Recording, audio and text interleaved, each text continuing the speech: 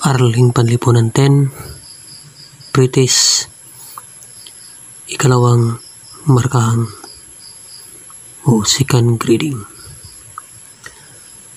Kung nais mong lumawak ang iyong kalaman tungkol sa kasaysayan ng Asya, ang kahalagahan ng pag-aral ng kasaysayan ng daigdig, ang impluensya ng ekonomiya sa ating pamumuhay, at ang pag-aaral tungkol sa mga pangyayaring nagaganap sa ating lipunan, ang mga ito ay inyong mapanood at malaman dito sa Aralpan TV.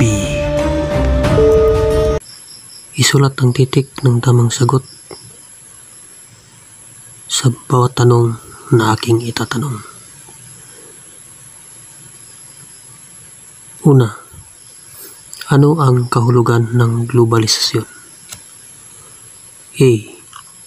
Proseso ng pagdaloy o paggalaw ng mga tao, bagay, impormasyon at produkto sa iba't ibang direksyon na nananarasan sa iba't ibang bahagi ng daigdig.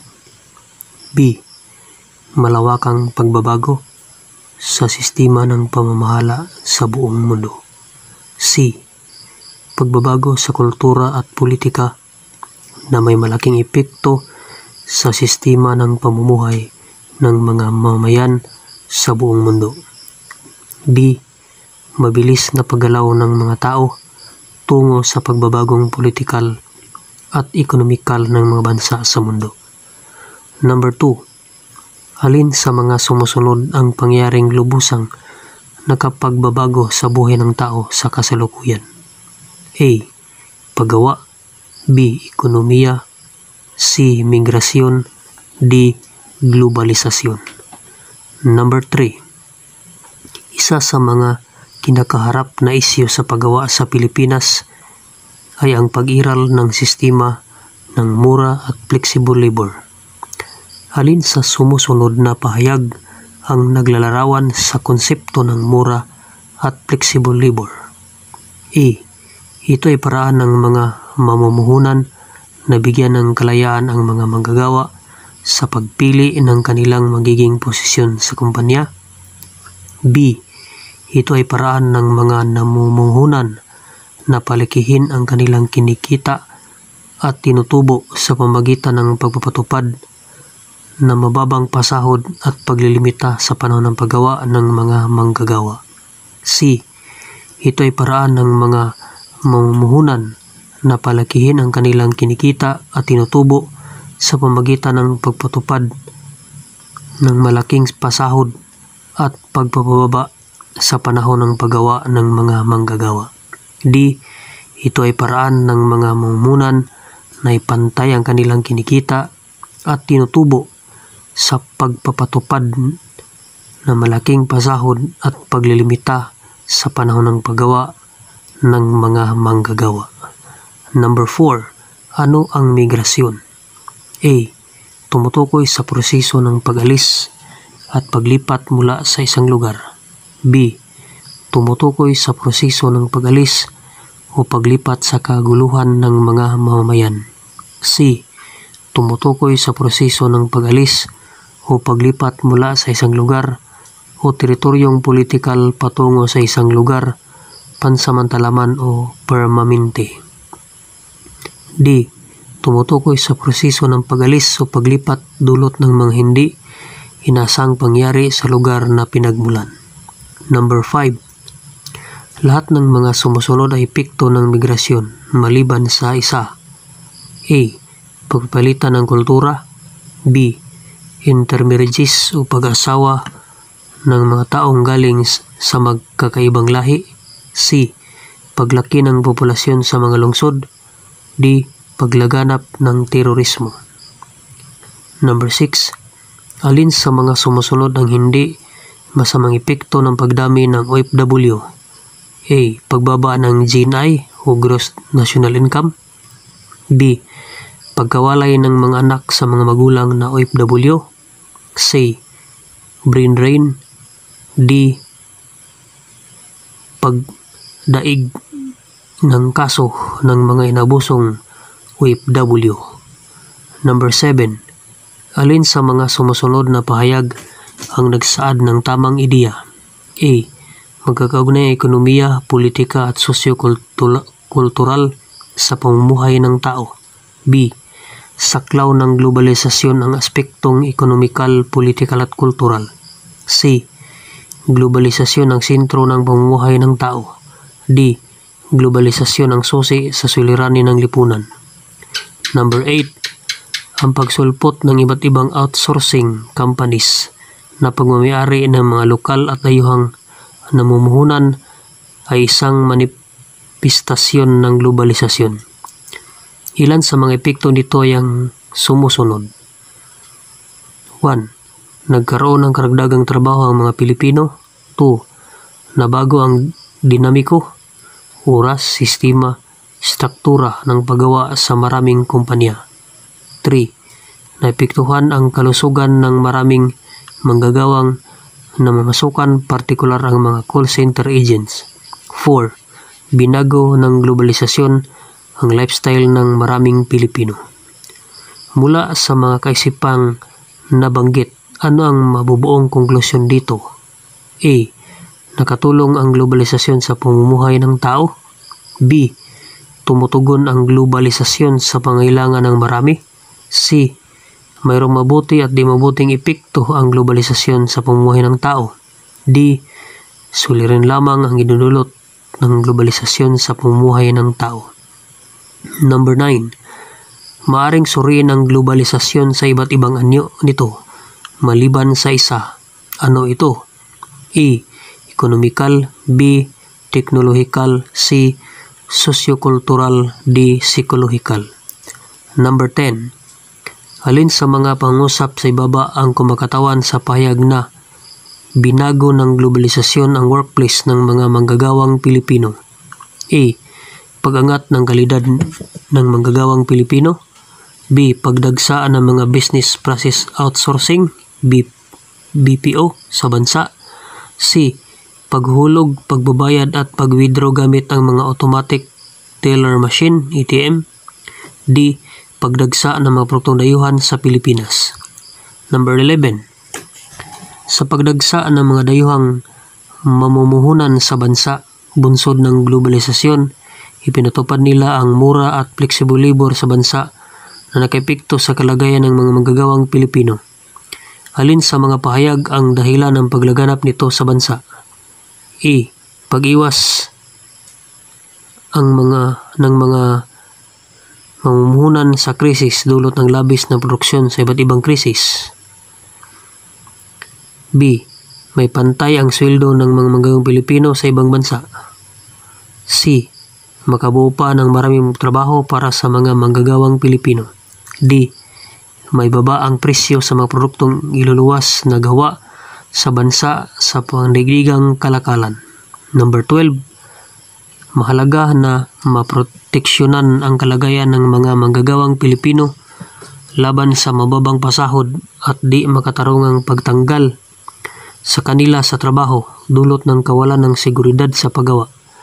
Paano ito sa katuparan ng mga manggagawang Pilipino? E. Pagboykot sa mga produktong dayuhan at pagkondena sa pagbili ng mga ito. B. Pakipag-usap ng mga samahan ng mga manggagawa sa mga kapitalista o may-ari ng kumpanya sa pamamagitan ng tapat at makabuluhang collective bargaining agreement. C. Pagsagawa ng pikit at rally laban sa kumpanya at kapitalista. C. D. Pagsabotahe, paninira at panununog sa mga planta o kagamitan ng kumpanya. 13. Suriin ang mga pangusap sa ibaba. Tukuyin kung anong pangkalatang obserbasyon sa migrasyon ang ilaron dito. 1. Maraming mag-aral na mga Vietnamese at Koreans ang nagpupunta sa Pilipinas. 2. Sa paglago ng BPO sa bansa, kalinsabay nito ang pagdating ng mga Indians bilang manager ng mga industriyang nabanggit. A. Globalisasyon ng migrasyon. B. Mabilis ang paglaki ng globalisasyon. C. Feminisasyon ng globalisasyon. D. Migration transition. 14. Bakit maituturing na panlipunang isyu ang globalisasyon? A. Tuwiran nitong binabago at hinahamon ang pamumuhay at mga perennial na institusyon na matagal nang naitatag. B. Patuloy na pagbabago sa kalakarang pamumuhay ng mga mamamayan. C. Nagdudulot ng masamang epekto sa panlipunan, ekonomikal at politikal na aspekto. D. Naepektuhan nito ang mga maliit na industriya at mas higit na pinapaunlad ang mga malaking industriya. 15. Paano nakapagpabilis sa integrasyon ng mga bansa ang globalisasyon? A. Makikita sa globalisasyon ang mabilis na ugnayan ng mga bansa. B. Dahil sa globalisasyon, mabilis na tumutugon ang mga bansa sa mga banta na magdudulot ng kapinsalaan. C. Dahil sa globalisasyon, nagkakaroon ng mabilis na palitan ng impormasyon at kolaborasyon ng mga bansa. D. Makikita sa globalisasyon ang paghiwa-hiwalay ng mga bansa sa daigdig. 16. Ilan sa mga dahilan ng permanenteng migrasyon ay ang paghanap ng mga sumusunod maliban sa isa. E. Hanap buhay. B. Turismo. C. Edukasyon. D. Tirahan. 17. Isa sa mga hamon ng globalisasyon sa bansa ay ang pagbabago sa workplace ng mga manggagawa. Binago rin nito ang sistema ng pagpili sa mga manggagawa. Alin sa sumusunod na pahayag ang nagpapatunay ng pagbabagong ito? E. Humigpit ang pagproseso sa pagpasok ng mga dayuhang kumpanya, produkto at serbisyo sa bansa kahit kinakailangan ng mga world-class workers. B. Tumaas ang kalidad ng mga lokal na produkto sa pandaigdigang pamilihan kaya't kinakailangang mag-angkat ng mga eksperto sa ibang bansa para sanayin ang mga lokal na manggagawa. C. Humirap ang kalagayan ng mga dayuhang kumpanya sa pagpasok sa bansa kaya't kinakailangang pababain ang sweldo ng mga lokal na manggagawa. D. Naging malaya ang pagpasok ng mga dayuhang kumpanya sa bansa dahil sa mababang pagpapasweldo at pangontrata lamang sa mga lokal na manggagawa. Number 18. Malaki ang naging papel ng globalisasyon sa pagdagsa ng mga dayuhang kumpanya, produkto at paggawa sa bansa. Ayon sa ulat ng DTI noong 2010, may pinakamalaking paglago dito ay sa sektor ng serbisyo na kung saan ang nanguna ang industriya ng BPO. Sa kabilang dako, patuloy namang bumaba ang paglago ng sektor ng agrikultura. Anong konklusyon ang mahinuha sa pahayag na ito?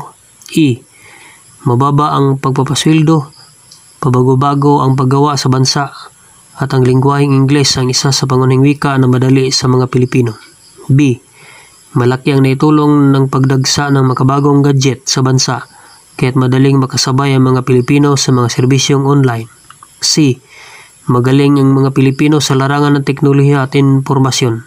D. Karamihan sa mga kabatang Pilipino ay kumukuha ng kurso na may kinalaman sa BPO.